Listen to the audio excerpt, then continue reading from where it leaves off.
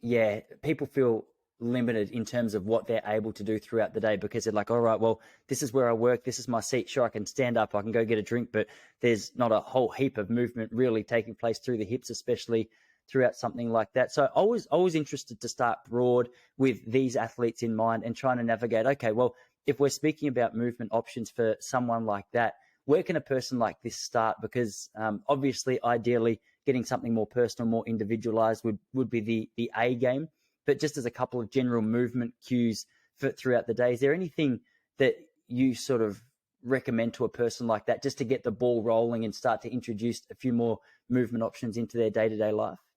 Sure. I mean, if we're just talking about it, we can just say, explore, find ways to move more, move your neck around in a circle, move your shoulders around in a circle, kind of trying to move your spine all over the place, tilt your pelvis out forward. People might be familiar with this idea of anterior pelvic tilt. Lots of people suspect that's a problem for them in their running. Tilt it back the other way. Standing up, you can hike one hip, hike the other hip up and down, and think about that. That already is a huge thing to just get some of that variety. But if we want to take it a level deeper, there are a lot of ways to classify this stuff, and you can try to address warming up and getting movement variety via play or tasks or things like that.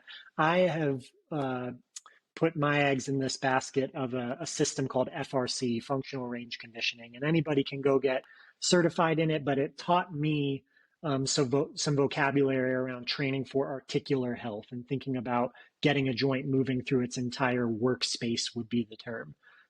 So CARs are a movement within that system, controlled articular rotations, where the effort is to take a joint and move it through its fullest range of motion on its own without any domino effect of other joints being involved. So it's an attempt at isolation. And I think it's really useful for helping somebody get to know how to shoulder their shoulder or neck their neck or spine their spine, where we're thinking of the tissue as a noun, but moving it through its full range of motion. Spining my spine is more of a verb, right? So I have a CARS routine on my YouTube for higher ground athletics, kind of running you through those movements. There's a lot of detail to them, but they don't have to be perfect to give you a lot of benefit.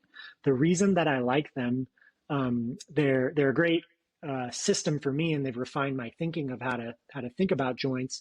But then for anybody else, especially a busy athlete, they're very time efficient, because if you think about our lives, we've engineered movement out of our lives. We've got the backup camera in the car, all that stuff. It's really hard to get that movement variety. So it's not convenient to plug it back in if your sport also doesn't contain a lot of variety. If you're a swim, bike, run type of person, it's very cyclical, the same thing over and over again. So plugging that variety in is not convenient, but I think those CARS movements are as convenient as it can get, because you get exactly what you're looking for, which is sort of, if you think about the hip as a ball and socket joint, I'm taking the head of the femur and moving it everywhere within the acetabulum of the hip that it can go. And I really like the term carving. You're carving out the workspace of the joint. And I mean that in a good way, as in it feels really good to do.